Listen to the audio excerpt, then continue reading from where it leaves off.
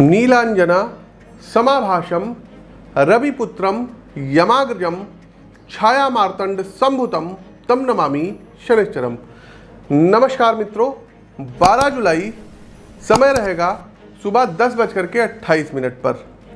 वक्री शनिदेव अपनी मूल त्रिकोण राशि कुंभ राशि से निकल करके अपनी स्वराशि मकर राशि में प्रवेश करेंगे और ये अवस्था 17 जनवरी 2023 तक रहेगी।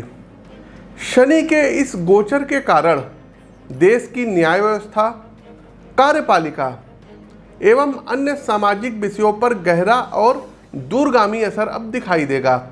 शनि न सिर्फ सामाजिक स्तर पर विषयों को प्रभावित करेंगे बल्कि आपके हमारे व्यक्तिगत जीवन के जितने भी आवश्यक आयाम हैं, फिर चाहे वो आर्थिक मुद्दे हों, पारिवारिक मामले हों, व्यापार में चल रही उठापटक हो अथवा जॉब में किसी तरीके की रुकावट आ रही हो, इन सभी मामलों में शनि का अच्छा खासा हस्तक्षेप रहता है।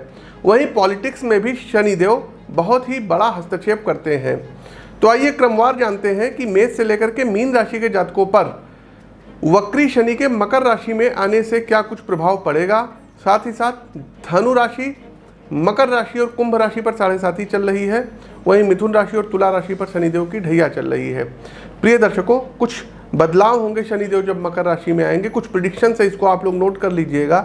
सबसे पहले देश की संसद या किसी राज्य की कह सकते हैं कि वहाँ की जो सरकारें हैं वो कुछ ना कुछ बड़े कानून बनाएंगी, जैसे कि कॉमन सिविल कोड आ सकता है, किसानों से जुड़ा हुआ कोई बहुत बड़ा बिल आ सकता है। तीसरा दर्शकों, न्याय से संबंधित शनिदेव प्रॉपर अब सबके साथ न्याय करेंगे। तो न्याय के मामले में एक बार कहीं ना कहीं सरकार के बीच और न्यायपालिका के बीच ये दो चार होना पड़ सकता है। इवन सुप्रीम कोर्ट और केंद्र सरकार के बीच में भी कुछ टकराहट देखने को मिलेगी। साथ ही साथ संसद में कोई बहुत बड़े बड़े कानून पास होंगे, जैसे कि कॉमन सिविल कोड हो गया, जनसंख्या नियंत्रण को लेकर के हो गया। तो इन सब तरीकों के जो है विषय के बिल पास होते हुए दिखाई दे रहे हैं। इसके अलावा दर्शकों एक चीज़ और बता दें कि शनिदेव मकर राशि में आ रहे हैं। याद करिएगा दर्शकों, हमारी पूर्व की प्रिडिक्शन थी, हमने बोला था कि महाराष्ट्र गवर्नमेंट गिरेगी ही गिरेगी, चाहे जैसे गिरे। और शनिदेव वक्री हो गए थे, कुंभ राशि में गए थे और 1 से 1.5 वर्ष पूर्व मैंने वो प्रिडिक्शंस की थी दर्शकों, और वो प्रिडिक्शन बिल्कुल अक्षरशः सत्य हुई। थोड़ा सा डिले हुआ सरकार गिरने में, लेकिन सरकार गिरी। पहले आप उस वीडियो का अंश देख लीजिए। कई स्टेट्स की सरकारें विक्रम संवत 2078 में ये डिसबैलेंस होंगी। महाराष्ट्र की सत्ता इस संवत्सर में जाएगी ही जाएगी। दूसरा दर्शकों, शनिदेव मकर राशि में आ रहे हैं। अब आप देखेंगे दर्शकों कि क्रूड ऑयल के दाम ये थोड़े से और चढ़ना शुरू हो जाएंगे। दूसरा दर्शकों, क्रिप्टो करेंसी अब थोड़ा सा और मजबूत होगी, भागेगी। अभी तक जो करेंसी बिल्कुल डाउनफॉल थी, ये अब भागेगी। साथ ही साथ दलहन वाली फसलों के रेट और ज़्यादा होंगे, लकड़ियों के रेट बढ़ेंगे। जो इंफ्रास्ट्रक्चर है घर बनाने से संबंधित, आप देख रहे होंगे चीज़ें बीच में जो है हाइक हो जा रही थी, उसके बाद जो है चीज़ों के रेट कम हो जा रहे थे। तो अब देखिएगा जो चीज़ें हैं इनके रेट ऑलरेडी बढ़ेंगे, जैसे कि लोहे से संबंधित सरिया वगैरह हो गई, इसके रेट बढ़ सकते हैं, सीमेंट के रेट बढ़ सकते हैं, गिट्टी के रेट बढ़ सकते हैं, मौरंग के खनन के रेट बढ़ सकते हैं। साथ ही साथ दर्शकों, शनिदेव जब मकर राशि में आएंगे, हमने आपको बताया कि स्टेट्स में जो है और केंद्र में आप देखेंगे कि बहुत बड़े बड़े डिसीजंस आएंगे, जैसे कि हाईकोर्ट के कुछ बड़े डिसीजन होंगे, फास्ट ट्रैक कोर्टें बनेंगी और लोगों के साथ अब इंसाफ होगा। दूसरा दर्शकों, केंद्र सरकार कुछ बहुत बड़े बड़े जो है अध्यादेश लाएगी, कोई बहुत बड़े बड़े कानून बनाएगी, ये भी आप लोग देखेंगे और इधर ही बनाएगी। आगे बढ़ने से पहले दर्शकों एक चीज़ और है कि आपको बता दें कि हर महीने दिल्ली आगमन होता है। तो इस बार भी 20, 21, 22 जुलाई में दिल्ली आगमन होगा। अगस्त में भी 15, 16, 17 अगस्त के करीब हमारा दिल्ली आगमन होगा। हर महीने दिल्ली आते हैं, तो यदि आप दिल्ली से आप वहाँ आके हमसे मिल सकते हैं। शेष सभी दिन लखनऊ में रहते हैं, तो आप लखनऊ में हमसे मुलाकात कर सकते हैं। साथ ही साथ कुछ लोगों को विशेष बधाई देना चाहेंगे। सबसे पहले विनय भारद्वाज जी, आपका चयन दिल्ली पुलिस के सब इंस्पेक्टर में हुआ है। ढेर सारी आपको शुभकामनाएं।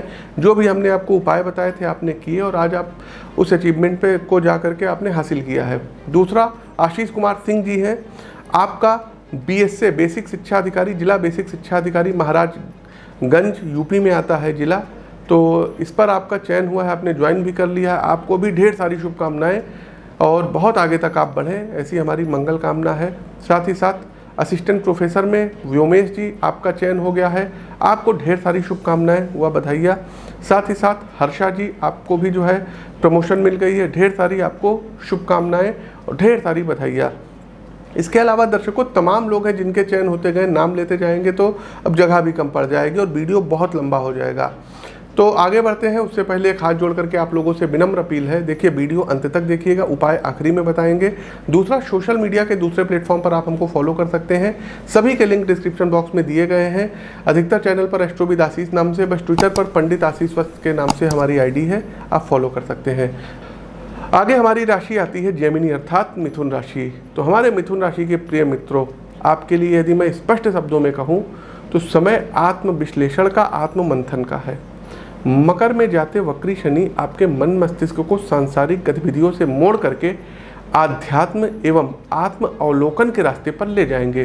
गोचर कालखंड की इस अवधि में आपके साथ कुछ ऐसे इंसिडेंट हो सकते हैं जिनका प्रभाव आपके भावनात्मक पक्ष पर काफ़ी गहरा पड़ेगा।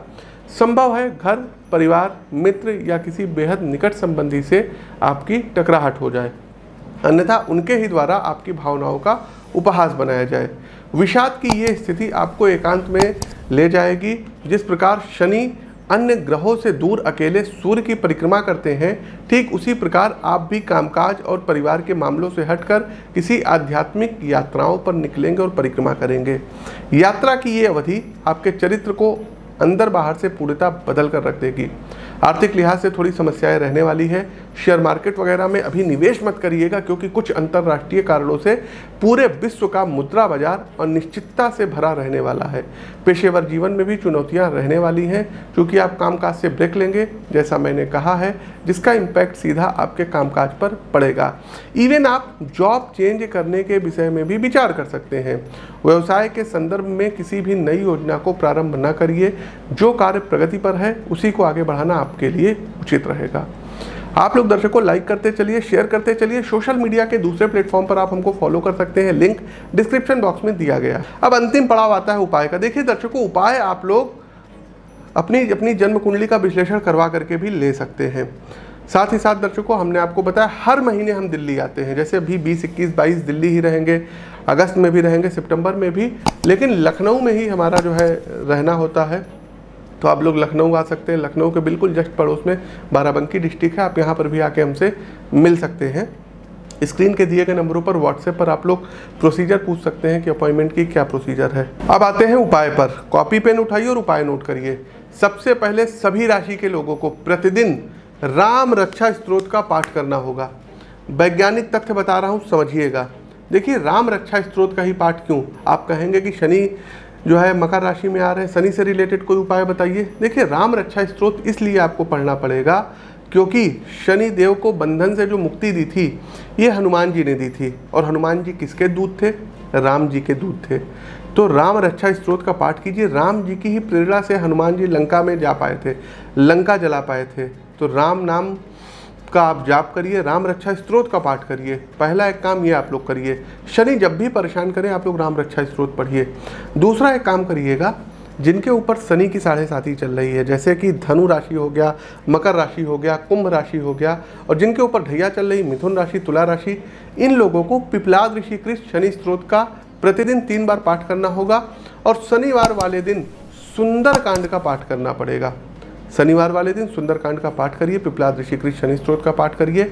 और प्रत्येक शनिवार को शाम के समय पीपल के वृक्ष पर मीठा जल चढ़ाइए। एक तिल के तेल का या सरसों के तेल का दीपक जरूर प्रज्वलित करिए। शनिवार वाले दिन ये सभी राशि के अब लोग करेंगे कि भूखों को भोजन कराइए। कम से कम 2, 4, 10 लोगों को कुछ पूरी सब्जी वगैरह जो भी मन पड़े आप अपने तरफ से कर दीजिए। साथ ही साथ दर्शकों, शनिवार वाले दिन ही आप लोगों को करना क्या रहेगा कि मीठा चावल बना लीजिएगा। सभी राशि के लोग कर सकते हैं, और उसको कुत्ते, कौवे और गाय को जरूर खिलाइए। ये उपाय अमावस्या वाले दिन भी कर सकते हैं, पितृदोष में आपको राहत मिलेगी। अगला उपाय दर्शकों, कोशिश कीजिएगा कि पहली बात तो झूठ मत बोलिएगा। दूसरा, कभी किसी के साथ कोई नाइंसाफ़ी मत करिएगा।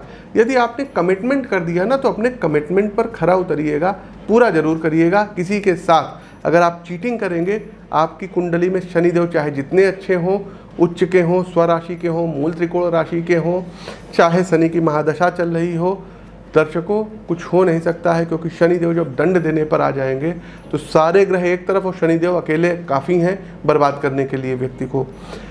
साथ ही साथ आप अपनी कुंडली का विश्लेषण करवा करके, फिर कह रहे हैं दर्शकों, कुंडली का विश्लेषण करवाने के उपरांत आप चाहें तो नीलम रत्न धारण कर सकते हैं, लेकिन ऐसे मत करिएगा क्योंकि नुकसान कर सकता है, चोट चपेट आपको लगा सकता है। कुंडली के विश्लेषण के उपरांत ही आप लोग नीलम रत्न जरूर धारण कर सकते हैं। अगला उपाय नोट कर लीजिएगा दर्शकों, प्रतिदिन सूर्यदेव को अर्घ्य दीजिएगा और आदित्य हृदय स्तोत्र का पाठ करिएगा। अंतिम उपाय दर्शकों है कि शनिवार वाले दिन शमी वृक्ष की जड़ ले आइए, शमी शमेते पापनाशम, और उसको काले रंग के कपड़े में आप उसको कैरी कर लीजिए और अपने बाजू पर दाहिने हाथ पर बांध लीजिए। स्त्रियां बाएं हाथ पे बांधेंगी। साथ ही साथ शनिवार वाले दिन ही एक तिल के तेल का दीपक शमी वृक्ष के नीचे जरूर प्रज्वलित करिए।